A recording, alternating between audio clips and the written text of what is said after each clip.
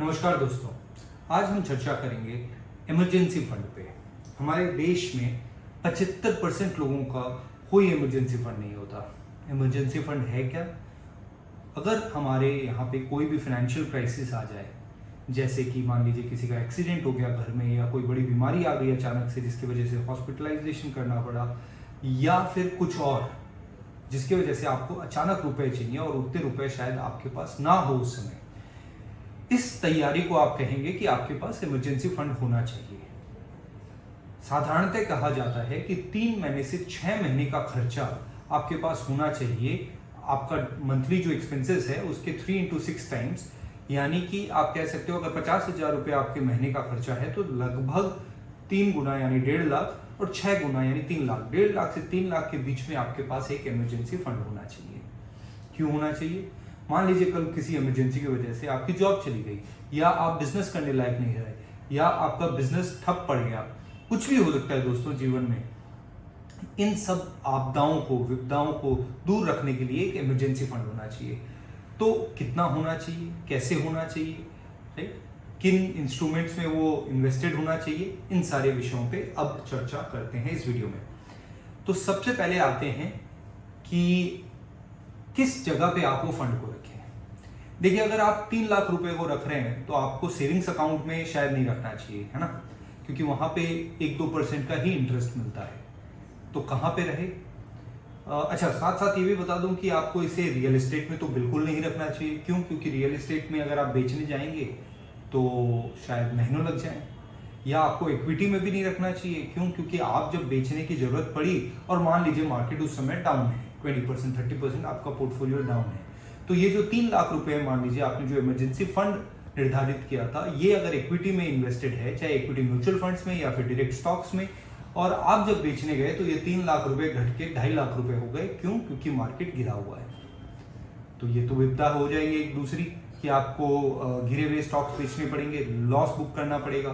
तो ये एक अच्छी स्ट्रैटेजी नहीं है बिल्कुल भी। इमरजेंसी फंड को इक्विटी में ना रखें। तो कहां पे रखा जाए? मैं सलाह दूंगा कि आप इसे लिक्विड फंड्स में रखें। म्यूचुअल फंड का एक टाइप होता है लिक्विड फंड्स, जहां पे आपको 4 से 6% और कभी कभी 7% तक का इंटरेस्ट कह दीजिए या रिटर्न्स कह दीजिए मिल जाएंगे आराम से, और आप उसे 1 से 2 दिन में वो पैसे भी उसे बेच के आपके बैंक अकाउंट में आ जाएंगे और आप उसे भलीभांति यूज कर सकते हैं। तो आपका जो इमरजेंसी फंड आप क्रिएट करेंगे विपदाओं से निपटने के लिए, किसी भी तरह की प्रॉब्लम से निपटने के लिए, वो करें लिक्विड फंड्स में इन्वेस्ट। ये पॉइंट क्लियर हो गया। अब आ जाते हैं दूसरे इंपॉर्टेंट पॉइंट पे। हम समझते हैं कि किसी भी तरह की बीमारी या किसी भी तरह का एक्सीडेंट, उसके लिए तो हमारे पास हेल्थ इंश्योरेंस है। मैं शायद जिस कंपनी में काम करता हूँ वो भी मुझे एक मेडिकल इंश्योरेंस दे रहे हैं, इसलिए हम उस पर ज़्यादा ध्यान नहीं देते। मैं आपको बता दूं दोस्तों, जो मेडिकल इंश्योरेंस आपको अपनी कंपनी से मिल रहा है वो आपके लिए पर्याप्त नहीं होगा मोस्ट ऑफ द केसेस में। मान लीजिए आपकी कंपनी आपको 1.5 लाख रुपए का इंश्योरेंस दे रही है या 3 लाख रुपए का इंश्योरेंस दे रही है, और कोई एडमिशन आपको होना पड़ा एडमिट हॉस्पिटल में जिसकी वजह से 5 लाख रुपए लग गए। अब वो 1.5 लाख रुपए तो कंपनी के इंश्योरेंस से आ जाएंगे, लेकिन बाकी के 3.5 लाख रुपए तो आपके इमरजेंसी फंड से आने होंगे। अगर आपके पास इमरजेंसी फंड नहीं है तो बड़ी प्रॉब्लम है। और अगर है भी तो मेडिकल इंश्योरेंस अगर आप एक 5 लाख रुपए का लेते हैं तो वो प्रॉब्लम भी सॉल्व हो जाएगी कि आपको उसके लिए कोई हेल्थ प्रॉब्लम के लिए या एक्सीडेंट के लिए या इन तरह की प्रॉब्लम के लिए अपने फंड को हाथ नहीं लगाना पड़ेगा और अपने इंश्योरेंस से आप निकाल पाएंगे। तो इंश्योरेंस में कैसे करें? अगर आपका कोई बेसिक प्लान है, चाहे आपका खुद का या फिर कंपनी द्वारा गिवन जो मेडिक्लेम है, तो उसके ऊपर एक सुपर टॉपअप ले लें।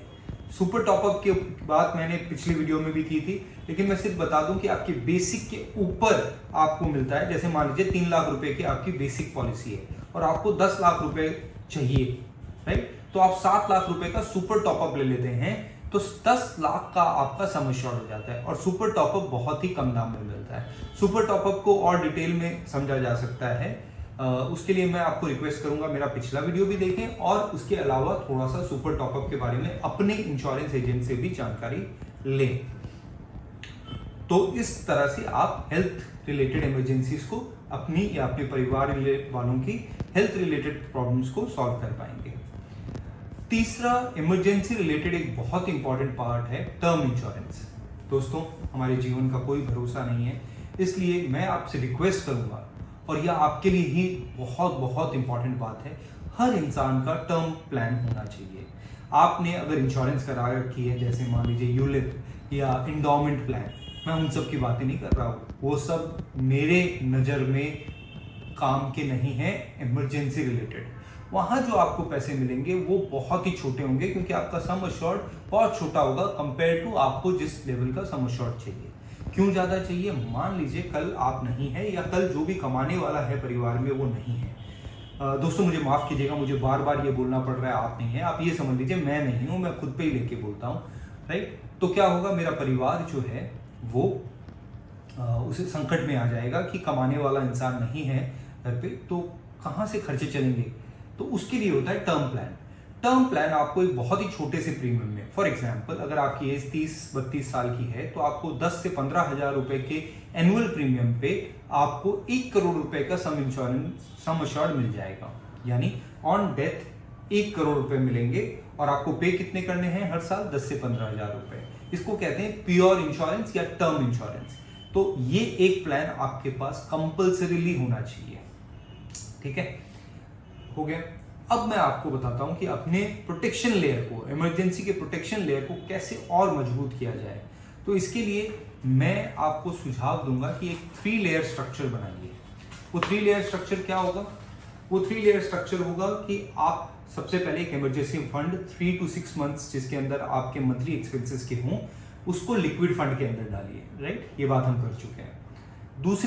दूसरी लेयर, क्रेडिट कार्ड बहुत ही इंपॉर्टेंट इंस्ट्रूमेंट है, और it's a double aged sword. अगर आप उसे नहीं ढंग से यूज करना जानते हैं तो ये एक आफत है, और अगर आप कर सकते हैं तो ये इमरजेंसी में आपकी बहुत मदद कर सकता है। इसे आप लेंडर ऑफ लास्ट रिजॉर्ट समझिए, लेकिन क्रेडिट कार्ड आपको 3 लाख, 5 लाख, 10 लाख, जितनी आपकी क्रेडिट कार्ड की लिमिट है उतना खर्च करने का मौका देता है क्रेडिट पे, राइट। अगर आप टाइम से पेमेंट कर देते हैं, जो कि मान लीजिए आज से 30 दिन बाद हो सकता है या 45 दिन बाद हो सकता है, तो आपको किसी तरह का कोई ब्याज भी नहीं देना। तो इमरजेंसीज के अंदर में क्रेडिट कार्ड को यूज किया जा सकता है। आपके कोई इस तरह के खर्चे जो आपने सोचे नहीं थे और वो इमरजेंसी की वजह से आ गए, तो क्रेडिट कार्ड के अंदर आपके बैलेंस होना चाहिए या क्रेडिट लिमिट होनी चाहिए। तो ये आप देख लें, कुछ ऐसे क्रेडिट कार्ड आपके पास हो जो आपको एक अच्छी खासी क्रेडिट लिमिट देते हैं। तीसरी लेयर जो आप क्रिएट कर सकते हैं, खासकर अगर आपका कोई बिजनेस है, वो है ओवरड्राफ्ट फैसिलिटी या किसी तरह की क्रेडिट लाइन। आप उसे यूज करें या ना करें, लेकिन वो लाइन आपके पास ओपन होनी चाहिए। बहुत सारे बैंक्स हैं या एनबीएफसीज हैं जो आपको ये मौका देती हैं कि आप इस तरह की ओवरड्राफ्ट फैसिलिटी क्रिएट कर लें। जब यूज करेंगे तब ब्याज लगेगा। एक क्रेडिट लाइन ओपन करा लें, जब आप लोन लेंगे तब ब्याज लगेगा। इससे क्या होता है, किसी भी इमरजेंसी के आने पे आपको नए सिरे से सारे प्रोसेसेस नहीं करने होते, आप सिर्फ उसके अंदर से ओवरड्राफ्ट फैसिलिटी से विड्रॉ कर सकते हैं और आपके पास एक फंड आ जाएगा इमरजेंसीज को टैकल करने के लिए। तो दोस्तों, इस तरह का गेम प्लान आप सजाएं, थोड़ा और सोचें। देखिए, इमरजेंसी या आपदा किसी को कह के नहीं आती, लेकिन जब आती है तब कई घरों को बर्बाद कर देती है। उन्हें ये नहीं समझ में आता वो फाइनेंशियली फिर कैसे खड़े हों। ये मैंने कई जनों के साथ देखा है, इसीलिए मैं इस पे ये वीडियो बना रहा हूं दोस्तों। और आपसे भी रिक्वेस्ट करूंगा कि ये और लोगों के साथ शेयर करें ताकि उनका एक गेम प्लान हो। देखिए, मैं जो इन वीडियो में बता रहा हूं ना, ये एक पूरा फाइनेंशियल प्लान नहीं है, बट ये आपको जागरूक करने के लिए कि कुछ स्टेप्स आप एडिशनल ले सकते हैं, या एटलीस्ट आप इन विषयों में सोचना आरंभ कर सकते हैं, ताकि आप एक और आपकी फाइनेंशियल सिचुएशन जो है वो आपके कंट्रोल में हो और आप बेहतरीन फायदा उठा सकें। ये सारे जो हमारे पास इंस्ट्रूमेंट्स हैं, जो सारे तरीके हैं अपने फाइनेंशियल्स को मैनेज करने के, राइट। इसी के साथ आशा करता हूं आप इसे शेयर भी करेंगे, वीडियो को लाइक करेंगे और चैनल को सब्सक्राइब करेंगे। दोस्तों, मिलते हैं अगले वीडियो में। Thank you so much.